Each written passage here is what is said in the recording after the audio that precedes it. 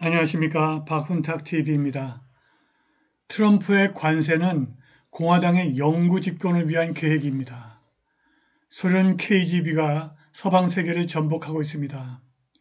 중국이 달러화 표시 국채 발행에 대대적으로 성공했습니다. 시진핑이 미국 전복을 트럼프 이후로 연기했습니다. 트럼프가 대부분의 미국인들에게 매년 최소 2,000달러 지급으로 공화당 영구 집권을 준비하고 있습니다. 구독, 좋아요, 알림 설정, 자율구독료 부탁드립니다. 왼쪽은 토마스 다비드 슈만이라는 이름으로 서방 세계에 알려진 소련의 언론인이자 KGB 요원 유리 알렉산드로비치 베즈메노프입니다. 냉전 시대에 소련을 탈출한 이 KGB 요원 유리 베즈메노프만큼 비밀의 장막을 깊숙이 꿰뚫은 목소리는 거의 없습니다. 그의 이념 전복에 대한 섬뜩한 폭로는 오늘날까지도 여전히 공감을 얻고 있습니다. 소련의 적극적인 조치들을 직접 경험한 그의 경고는 폭탄, 침략, 질병이 아니라 조작된 사상과 문화적 부패라는 독을 통해서 자유사회를 파괴할 청사진을 제시합니다. 베즈메노프의 주요 통찰 20가지를 소개합니다. 첫째, 이념적인 전복은 군사력을 필요로 하지 않으며 대상 국가의 현실 인식을 바꾸기 위해 고안된 15에서 60년에 걸친 장기적인 과정입니다. 두 번째, KGB 활동의 약 15%만 전통적 간첩 활동에 집중했고 대부분은 심리전과 이념적인 조작을 목표로 삼았습니다. 세 번째, 목표는 서방 세계 사회의 도덕적, 교육적, 문화적 기반을 훼손하여 사회의 사기를 저하시키고 사람들이 위협을 인식하거나 방어할 수 없게 만드는 것입니다. 이는 정교적인 목표와 동일합니다. 네 번째, 사기를 저하시키는 데 15에서 20년이 걸리는데 이는 한 세대의 파괴적인 사상을 교육하는 데 필요한 시간입니다. 다섯 번째, 모든 수준의 교육 시스템이 주요 타깃이 되었고 학교를 사실보다는 상대주의와 비판적인 사고를 조장하는 세뇌센터로 전락시켰습니다. 우리 대한민국의 교육 시스템이 이렇게 되어 있습니다. 여섯 번째, 언론에 침투하여 분열적인 이야기를 확대하고 객관적인 진실을 불신하게 만들어 혼란을 야기합니다. 일곱 번째, 종교를 폄훼하고 국가에 대한 충성심이나 허무주의로 대체해버립니다.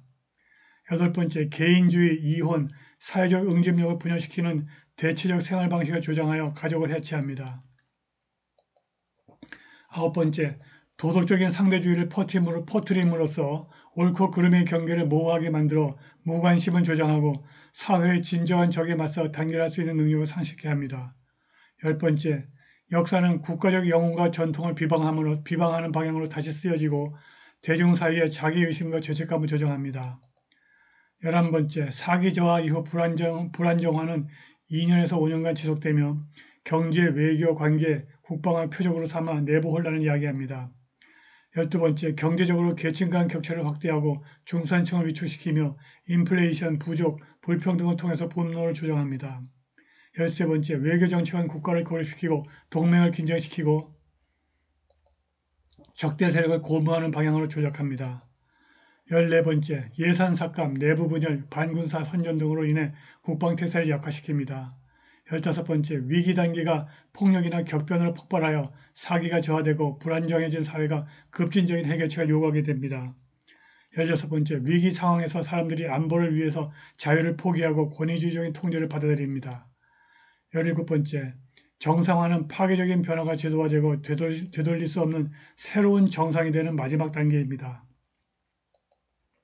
18번째, 정상화 단계에서 검열, 소외, 제거를 반대 의견을 잠재웁니다. 19번째, 이 과정은 유용한 바보들, useful idiot에 의존합니다.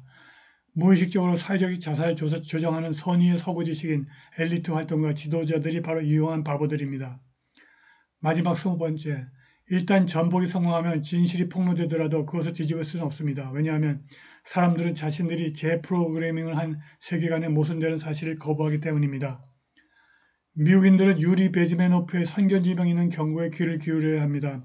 전복 단계가 돌이킬 수 없는 정상으로 끝나기 전에 비판적 사고를 되찾고 문화를 강화하고 분열을 조장하는 이념을 거부해야 합니다.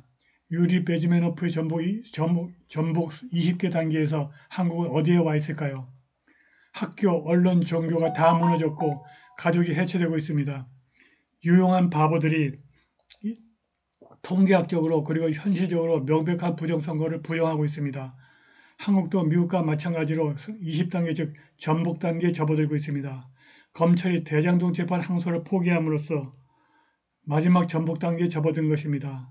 검사와 검사장들이 집단적으로 반발하고 있으나 학교와 언론과 교회와 가정이 대장동 재판 항소 포기를 세상에 알리지 않고 숨기기 때문에 검찰이 저 용산에 앉아있는 저놈을 드러내지 못하면 한국은 마지막 20단계 즉 전복 단계를 완성하고 중국의 뱃속으로 들어갈 것입니다.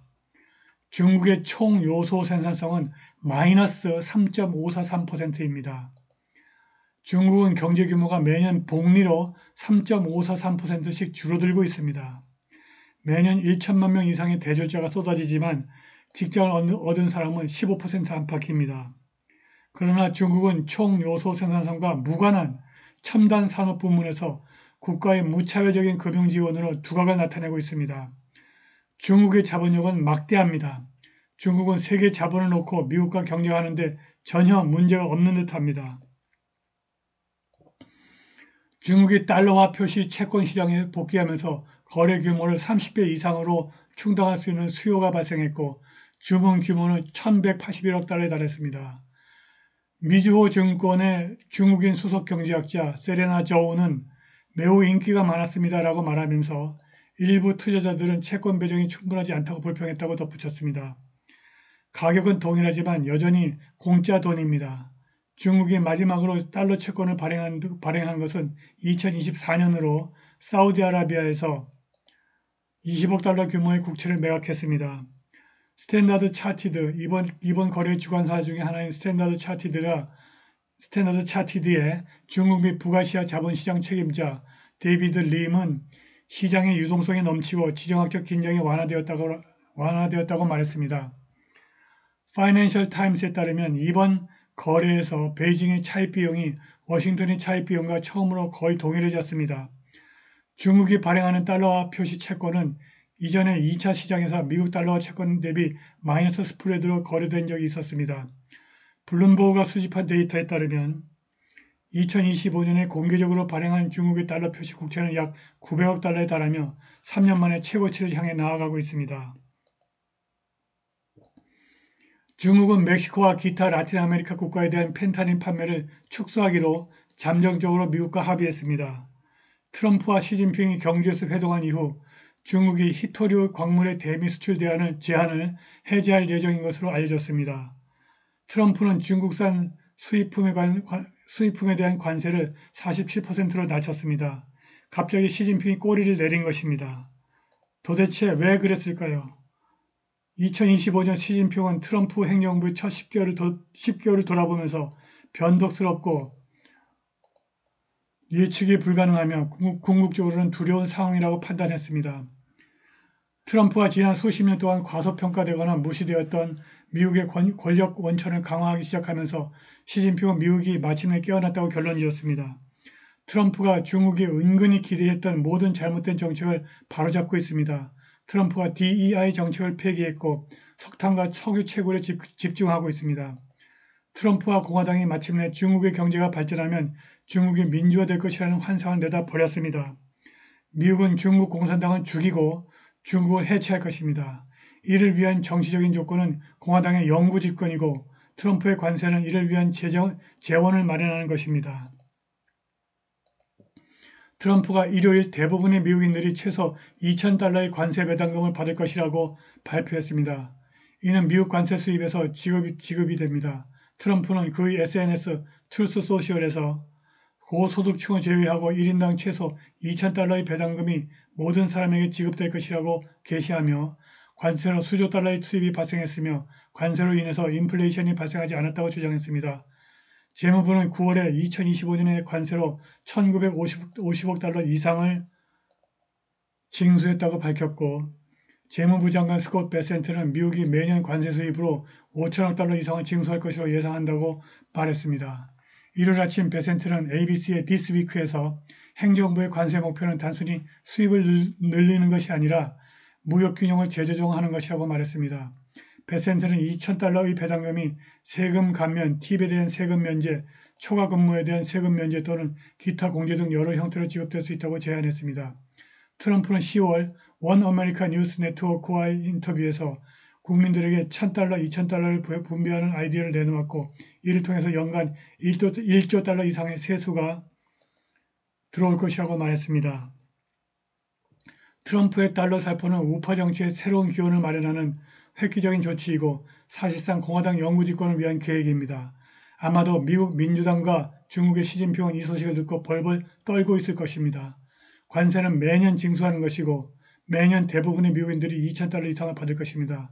공화당이 사실상 영구 집권을 할 것이고 미국은 중국 공산당을 없애고 중국을 해체할 것입니다. 그렇게 되면 한국도 살아날 것입니다. 한국도 윤 어게인으로 우파 정부가 들어서서 대장동 저수지와 백현동 저수지에서 돈을 찾아 국민들에게 나눠주기 바랍니다. 오늘 방송은 여기까지입니다. 감사합니다.